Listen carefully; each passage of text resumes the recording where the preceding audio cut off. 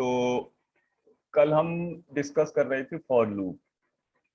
तो for loop में मैंने बताया था कि तीनों ही कंडीशन एक सिंगल ब्रैकेट यानी स्मॉल ब्रैकेट यानी पैरेंथेसिस के अंदर लिखी होती हैं, और तीनों कंडीशन का सिंटैक्स ये बताया था कि फॉर और इनसाइड आई फॉर इनिशियलाइजेशन या फर्स्ट कंडीशन, दूसरी है टेस्टिंग कंडीशन, और तीसरा था इंक्रीमेंट और डिक्रीमेंट या फिर चेंज ऑफ वैल्यू। ठीक है, तीनों कंडीशन फॉर के अंदर लिख देते हैं और उसके बाद ये फॉर का ब्लॉक हो जाता है। तो जिसकी प्रोसेसिंग इस तरह होती है कि इनिशियल वैल्यू से स्टार्ट करेगा, कंडीशन टेस्ट करेगा, और कंडीशन टेस्ट अगर ट्रू है तो फॉर लूप ये ब्लॉक एग्जीक्यूट होगा, और एग्जीक्यूशन के बाद फिर ये आ जाएगा इंक्रीमेंट डिक्रीमेंट या चेंज ऑफ वैल्यू पर, फिर टेस्ट होगा, फिर एग्जीक्यूट होगा। इस तरह ये साइकिल चलती रहेगी। Testing condition, block execution, increment decrement या चेंज ऑफ वैल्यू, फिर टेस्टिंग कंडीशन, और जैसे ही कंडीशन तुम्हारी फॉल्स होगी तो ये लूप के बाहर आ जाएगा कंट्रोल, जिसमें हमने एग्जांपल देखा था कि 1 से लेकर 10 तक की वैल्यू को हमने प्रिंट किया था और उनके स्क्वायर्स को प्रिंट किया था। और ये भी हमने देखा था कि for loop in the form of while loop, meaning कि फॉर लूप की जो इनिशियल कंडीशन है और लास्ट में चेंज ऑफ वैल्यू वो हम व्हाइल की तरह रख सकते हैं। फॉर के पहले इनिशियलाइजेशन और व्हाइल की तरह ये फॉर लूप के ब्रैकेट के अंदर ये चेंज ऑफ वैल्यू कंडीशन। तो लेकिन 2 सेमीकोलन मस्ट है फॉर लूप में। तो अब हम इसमें आगे चलते हैं। अगर हमें मल्टीपल इनिशियलाइजेशन करना है, मीनिंग ये है कि किसी भी लूप में ये भी पॉसिबल है कि हम एक से ज्यादा इनिशियलाइजेशन भी परफॉर्म कर सकते हैं। Multiple initialization means use of multiple values, basically multiple variables के साथ ही साथ 2 वेरिएबल चल रहे हों, जैसे एक वेरिएबल इंक्रीज कर रहा हो, एक डिक्रीज कर रहा हो, तो ये भी पॉसिबल है। तो ये फॉर लूप की हेल्प से हम इजीली समझ सकते हैं। जैसे ये एक एग्जांपल है मल्टीपल इनिशियलाइजेशन को। तो इसमें देखो, इसमें क्या तुम्हें डिफरेंस दिख रहा है। ये फॉर लूप है, इसमें 2 वेरिएबल इनिशियलाइज किए हमने, ये i = 1 और j = 10। तो इनिशियल 2 वैल्यू पे हमने किया है i और j को, और कंडीशन एक वेरिएबल पे लगाई है। हम चाहें तो बड़ी कंडीशन भी रख सकते हैं, i j पर दोनों पे लगा सकते हैं। लेकिन किसी भी फॉर लूप में 2 सेमीकोलन मस्ट हैं। एक सेमीकोलन ये रहा, मतलब जो 3 पार्ट हैं किसी भी लूप के, तो फॉर लूप में इनको 2 सेमीकोलन से सेपरेट किया जाता है। तो इनिशियल कंडीशन है i = 1 j = 10। i को 1 से और j को 10 से इनिशियलाइज किया है। कंडीशन हमने i पे लगाई है। कंडीशन कुछ भी हो सकती है, कोई भी कॉम्प्लिकेटेड कंडीशन भी हम यहाँ पुट कर सकते हैं by using the logical operators and other operators also. और यहाँ i को इंक्रीज कर रहे हैं, j को डिक्रीज कर रहे हैं। तो अब इसकी प्रोसेसिंग हम देखें अगर, तो जैसे कि लूप चलता है i = 1 और j = 10, यहाँ से स्टार्ट हो जाएगा ये वाली। तो यहाँ से इसने स्टार्ट किया, फिर टेस्टिंग कंडीशन पर गया, तो टेस्टिंग में क्या मिला, कंडीशन ट्रू है क्योंकि i की वैल्यू तो 1 है। तो टेस्टिंग ट्रू है, तो ये अब प्रोसेसिंग पे आ गया फॉर लूप के अंदर, और ये प्रिंट कर दिया i और j की वैल्यू को। i j हम दोनों प्रिंट करा रहे हैं, ठीक है। अब फॉर लूप चल गया, तो नेक्स्ट कंट्रोल कहाँ जाएगा, ये जाएगा तीसरे पार्ट पर, जिसमें i इंक्रीज हो रहा है, j डिक्रीज हो रहा है। तो i j प्रिंट होने के बाद i की वैल्यू हो गई 2 और j की वैल्यू हो गई 9, क्योंकि इनिशियल 10 थी। तो i 2 हो गया, j 9 हो गया। अब टेस्टिंग कंडीशन पर आएगा, तो i की कंडीशन फिर ट्रू है, तो i पे सॉरी ये वाली i की कंडीशन फिर ट्रू है, तो फिर ये प्रिंट होगा I9 और J2। इस तरह I इंक्रीज होता रहेगा, J डिक्रीज होता रहेगा। आवाज आ रही है मेरी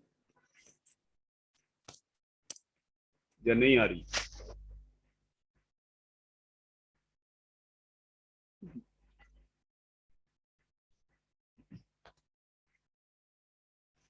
ठीक है, तो इस तरह ये I की वैल्यू को इंक्रीज करके J की वैल्यू को डिक्रीज करके प्रिंट होता रहेगा जब तक ये I की वैल्यू फॉल्स नहीं हो जाएगी, I पे जो कंडीशन लगी। तो इसका आउटपुट अगर हम देखें तो इस तरह का आउटपुट दिखाएगा, I1 J10 2 9 3 8 और इस तरह ये चलता रहेगा। तो ये इसका आउटपुट हो जाएगा। अब हम आते हैं डू वाइल लूप पर। तो उसका जो फॉर्मेट होता है डू वाइल लूप का, डू और यहाँ पे ब्रैकेट स्टेटमेंट्स, ठीक है, इस तरह, और इनको इसको इन जनरल रीडेबिलिटी के फॉर्म में इस तरह लिख देते हैं, डू स्टेटमेंट्स वाइल एक्सप्रेशन।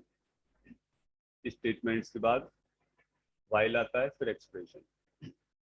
तो ये क्या है कि हमारा वाइल लूप से डिफरेंट है थोड़ा सा।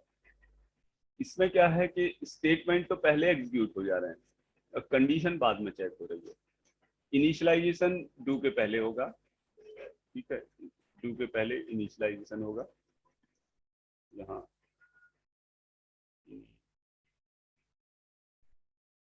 इनिशियलाइजेशन ऑफ वेरिएबल, ठीक है। तो ये डू आज क्या थोड़ा नेटवर्क प्रॉब्लम कर रहा है, इस तरह होगा ये। तो इसको मैं दूसरी स्लाइड में ले लेता हूँ। इसका पर्पज ये है कि ये पहले तो स्टेटमेंट को एग्जीक्यूट कर देगा, उसके बाद कंडीशन चेक करेगा। मीनिंग ये है कि कंडीशन अगर फॉल्स भी है तो कम से कम एक बार तो ये स्टेटमेंट एग्जीक्यूट हो ही जाएंगे। तो इस तरह की कई बार सिचुएशन होती है कि कम से कम एक बार एग्जीक्यूट होना होता है, उनको मस्ट है, और उसके बाद में कंडीशन चेक करते हैं। तो यहाँ पे एक 30 सेकंड में ये स्लाइड रीड कर लो, इसका क्या पर्पज है समझ में आ जाएगा तुमको।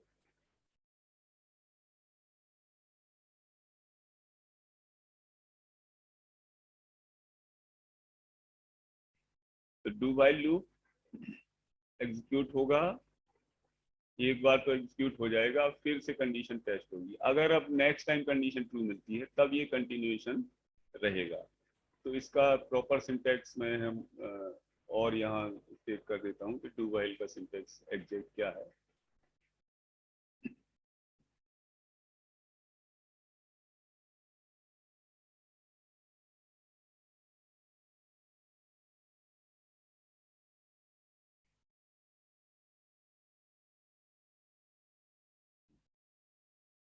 तो इसको देखो, ये उसी फॉर्मेट में हमने लिखा है सिंटैक्स,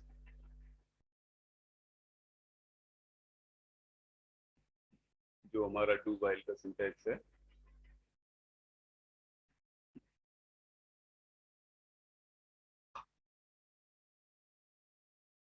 मेन प्रोग्राम है, मेन के बाद कुछ स्टेटमेंट्स होंगे, फिर यहाँ पर इनिशियलाइजेशन।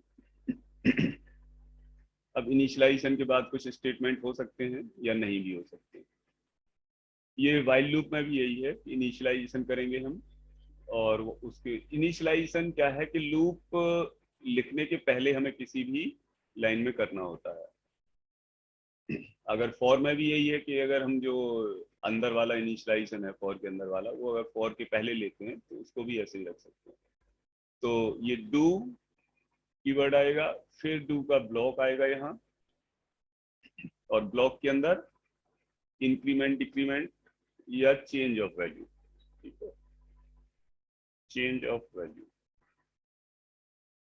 ठीक है। इंक्रीमेंट डिक्रीमेंट इसलिए हम लिखते हैं कि generally most of the cases में हम वैल्यू इंक्रीज या डिक्रीज ही करते हैं, तो वेरिएबल की वैल्यू चेंज। और लास्ट में हम वाइल के साथ टेस्टिंग कंडीशन, इसी और सेमीकोलन, यहाँ पे एक सेमीकोलन मस्ट है। तो ये इस सिंटैक्स देखो, this is the syntax for do while loop. अब इस सिंटैक्स के साथ हम जो अपना सेम प्रोग्राम चला रहे हैं, प्रिंटिंग नंबर्स फ्रॉम 1 to 10, उसी प्रोग्राम को डू व्हाइल लूप की हेल्प से देखेंगे।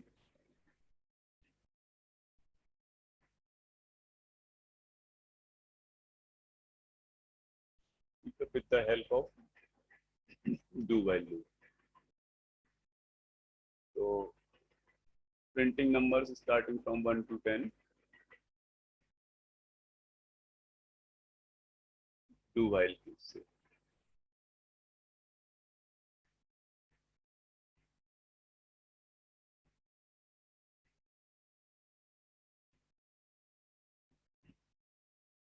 तो do while,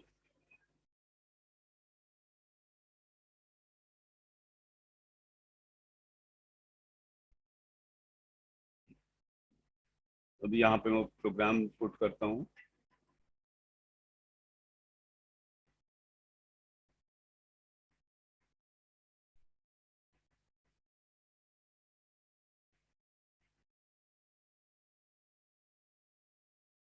तो ये प्रोग्राम है, ठीक है। तो आई थिंक 2 लूप पढ़ने के बाद अब ये प्रोग्राम तुम समझ पा रहे होगे। बस सिंटैक्स का डिफरेंस है, बाकी आउटपुट तो वही आना है जो हमारा आ रहा है। आई जे को हमने यहाँ डिक्लेयर किया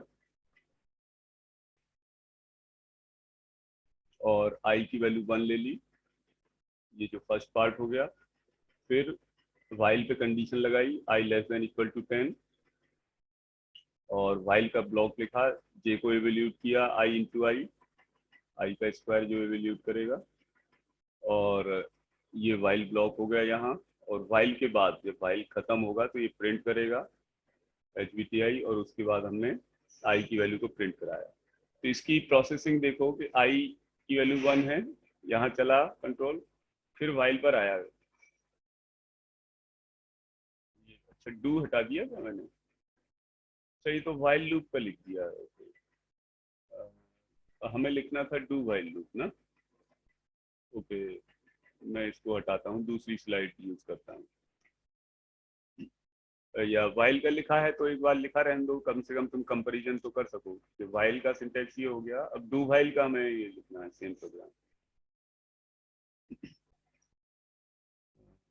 ये प्रोग्राम तो वाइल वाला तो हम देख चुके हैं, डू वाइल से करते हैं इसको।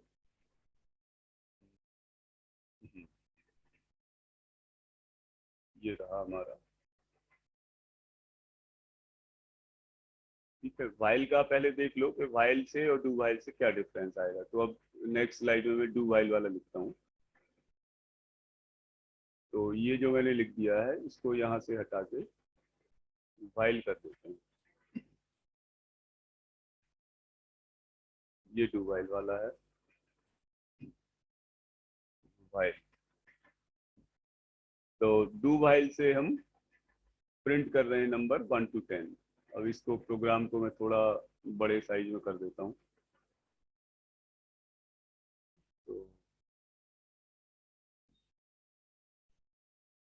ये हो गया हमारा, यहाँ इनिशियलाइजेशन हो गया,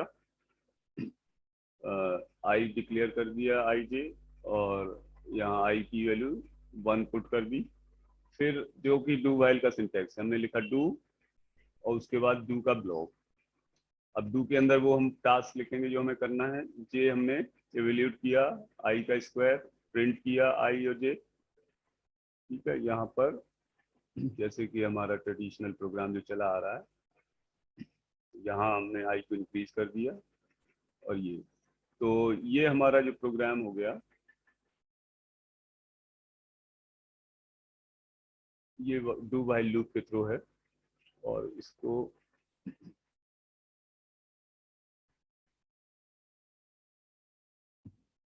ठीक है। So I think now it's readable. Main से हम चले, आई जी डिक्लेयर किया, आई की वैल्यू 1 ली, डू। तो डू मीन्स कि अब ये ब्लॉक एग्जीक्यूट होगा आई इक्वल टू 1 के लिए, क्योंकि आई की अभी तक वैल्यू तो 1 ही है।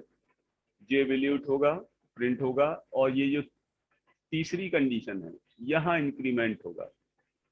ठीक है, अब इंक्रीमेंट होगा तो इंक्रीमेंट होने के बाद कंडीशन यहाँ पर चेक होगी वाइल, और बेटर हम इसी ब्रेस के साथ ही ट्रेडिशनली वाइल लिख सकते हैं, तो जिससे ये क्लियर हो रहा है कि ये डू वाइल लूप एक साथ है। अगर हम वाइल को नीचे भी लिख देते हैं तो भी कोई दिक्कत नहीं है। तो वाइल i लेस देन 10, अब i की वैल्यू 1 के लिए तो ये प्रिंट हो ही जाएगा।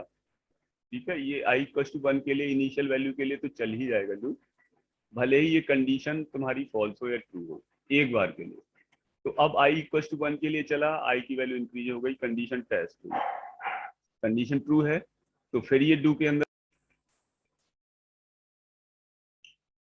ओके। तो नेटवर्क प्रॉब्लम क्रिएट कर रहा है। ठीक है, तो जैसे नेटवर्क आता रहेगा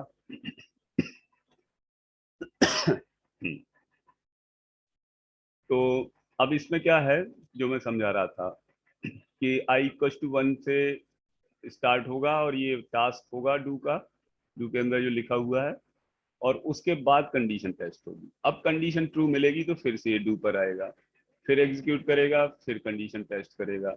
इस तरह अगर हम ये कंडीशन स्टार्टिंग में लिख दें i greater than equal to 5 suppose करो, तो कंडीशन फॉल्स होने के बाद भी ये i इक्वल टू 1 के लिए तो चल ही जाएगा। मतलब ये है कि डू व्हाइल लूप कम से कम एक बार तो चल ही जाएगा। तो इसका आउटपुट वही है, i इक्वल टू 1 के लिए ये j और i और j की वैल्यू प्रिंट करता रहेगा 1, फिर कंडीशन फिर ट्रू है तो 2 के लिए सेम काम होगा, फिर 3 के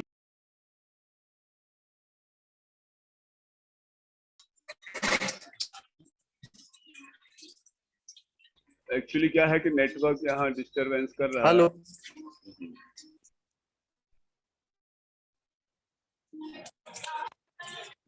सर कोई नहीं रहा स्क्रीन पे। स्क्रीन शेयर नहीं हो रही, पॉज होके आ रही है। Actually this is because of the network. मैं दोबारा से करता हूँ अब इसको। हाँ हाँ सर दोबारा से करिए। अब आ गई होगी स्क्रीन आ गई है।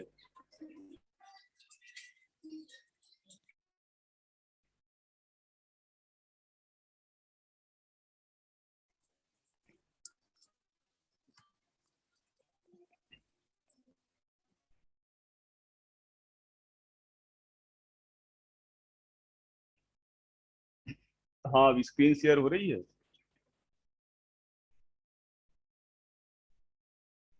विक्रम नो सर अभी। स्क्रीन शेयर हो रही है नहीं हो रही है?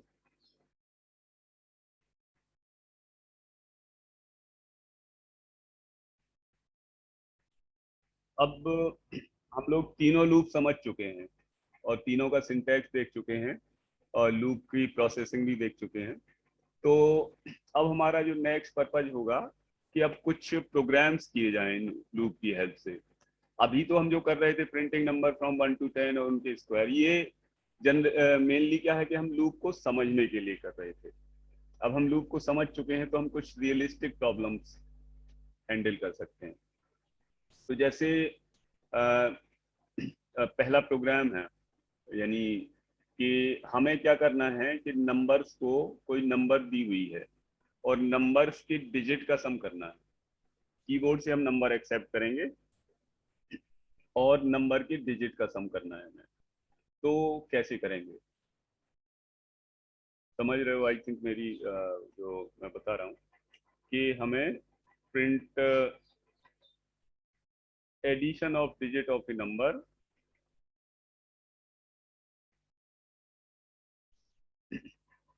Using while loop. Not only while loop, किसी भी लूप से कर सकते हैं, लेकिन कभी कभी क्या है किसी प्रॉब्लम के लिए कोई पर्टिकुलर लूप ज्यादा सुटेबल होता है।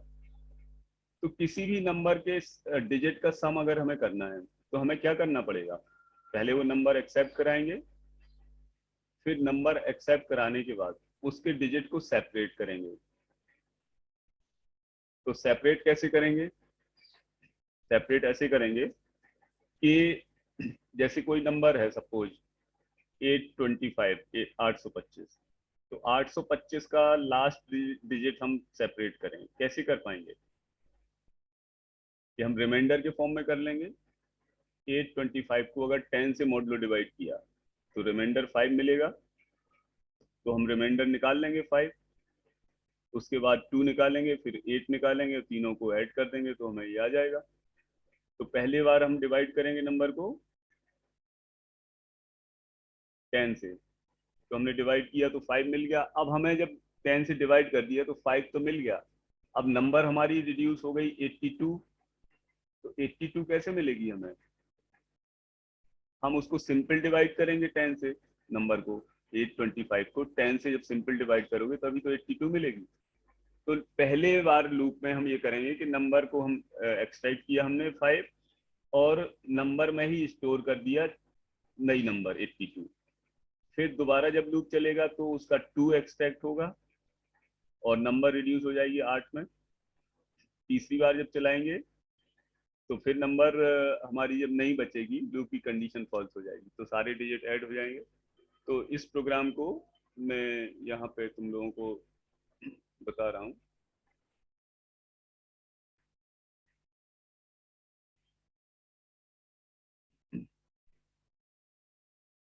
यहाँ लिख रहे हैं प्रोग्राम।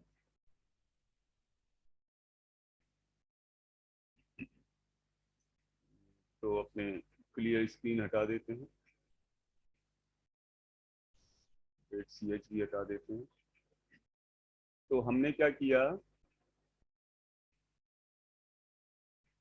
इसको थोड़ा छोटा कर देते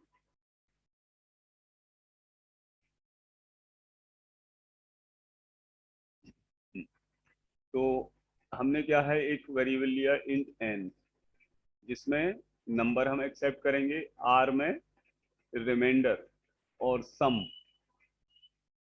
इक्वल्स टू 0 हमने इसलिए किया इनिशियली कि स्टार्टिंग में सम की वैल्यू 0 हमें रखनी है। और फिर हम क्या है कि कोई नंबर एक्सेप्ट करेंगे कीबोर्ड से, इसी लाइन में हम एक्सेप्ट कर लेते हैं। फिर हमने लूप लगाया कि जब तक नंबर हमारी ग्रेटर देन 0 रहेगी। तो रिमाइंडर जो हमें मिला n मॉडुलो डिवीजन 10। जैसे सपोज करो कि लेट से मैंने जो एग्जांपल बताया, अभी चलो एग्जांपल पे मैं आता हूँ। तो पहले हमने रिमाइंडर निकाला, तो रिमाइंडर से मिलेगा नंबर का लास्ट डिजिट। फिर नंबर का जब लास्ट डिजिट मिल गया, जैसे नंबर 825 है, तो अब नंबर को भी हमें रिड्यूस करके सेव करना है ना, तो हमने लिखा n इक्वल टू n/10, यानी नंबर जो नई नंबर है वो क्या बन जाएगी, जो 825 थी उससे रिड्यूस हो गई 82 बन जाएगी। और यहाँ पे हम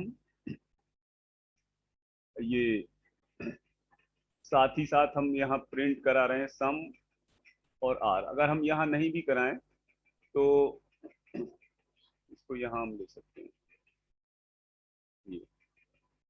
तो हमने क्या किया, अब सम में क्या आ गया, अभी 0 था तो सम में नया जो सम बना वो 0 प्लस पुराना सम 0 और नया जो रिमाइंडर आया 5, 825 का।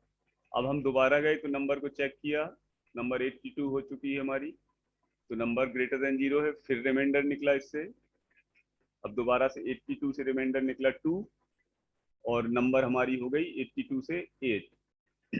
फिर सम किया तो 8 में 2 ऐड हो, 5 में 2 ऐड हो गया, ये नया सम जो बन गया। पुराना सम था 8, वो सॉरी 5, और नया सम निकला 5 प्लस 2, नया रिमाइंडर, तो ये हो गया। और कंडीशन टेस्ट पे गई तो फिर कंडीशन ट्रू है क्योंकि नंबर अब 8 बची हुई है। फिर रिमाइंडर निकाला तो 8 मॉडुलो डिवीजन 10, रिमाइंडर कितना आ गया 8, और नई नंबर आ गई क्या 0, क्योंकि 8 में 10 से डिवाइड करेंगे तो कोई भागफल नहीं आएगा, इस पर 0 आ गई। तो नया सम आ गया, पुराना सम 5 प्लस 2 जो हो चुका था, और नया सम 8 और ऐड हो गया उसमें। अब इस वाइल लूप पे गए तो number greater than 0, condition false हो गई तो ये लूप के बाहर आ गया कंट्रोल, यहाँ फाइनल सम यहाँ प्रिंट हो गया। तो इस तरह हमारा समेशन आ गया। ठीक है, आई थिंक ये प्रॉब्लम तुम समझ गए होगे, और इसको मैं एनालाइज करके और इसको अगर हम एनालाइज करें कोई और नंबर लेके, तो we can write like this वे।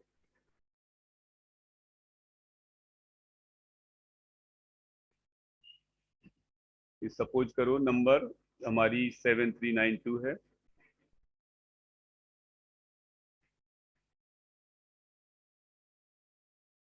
तो उसका एनालिसिस मैंने यहाँ लिखा हुआ है। आउटपुट इस तरह आ जाएगा हमारा, एंटर द नंबर आएगी, और सम इस तरह आता रहेगा, फाइनल सम 8 हो जाएगा। यहाँ नई नंबर ली है, तो ये प्रॉब्लम तुम समझ गए होगे। अब मैं तुम्हें सेम प्रॉब्लम तुम फॉर लूप से करके देखो। ठीक है, फॉर लूप से करके देखना एज ए होम एक्सरसाइज, और उसके बाद फिर तुम्हें करना है multiplication of A digit of a number. अभी जो हमने इस नंबर के डिजिट का सम किया है, अब सम ना करके तुम्हें मल्टीप्लाई करना है, तो मल्टीप्लाई ट्राई करना घर पे। ठीक है, फिर अगर कोई समझने में दिक्कत आएगी तो हम उसको डिस्कस करेंगे। फिर तुम्हें तीसरी प्रॉब्लम नोट कर लो कि reverse of a number find करना है। कोई नंबर दी हुई है, उस नंबर का रिवर्स प्रिंट करना है, उल्टा। अगर कोई नंबर है 825, तो तुम्हें आउटपुट में आना चाहिए 528, उल्टा आना चाहिए।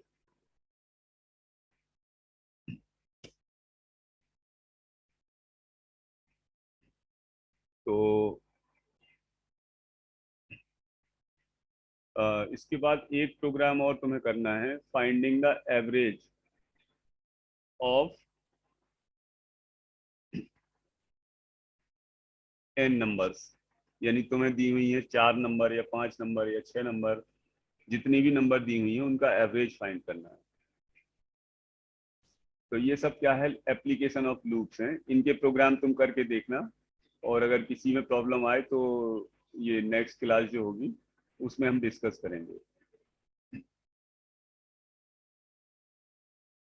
ठीक है, तो एवरेज फाइंड करना एक तो, और किसी नंबर की टेबल जनरेट करना, जैसे 2 की टेबल, 3 की टेबल या 4 की टेबल, टेबल जनरेट करना है तुम्हें, या जो जिसको हम पहाड़ा बोलते हैं, कि तुमने कीबोर्ड से एंटर किया 3, तो 3 की टेबल जनरेट होकर आनी चाहिए।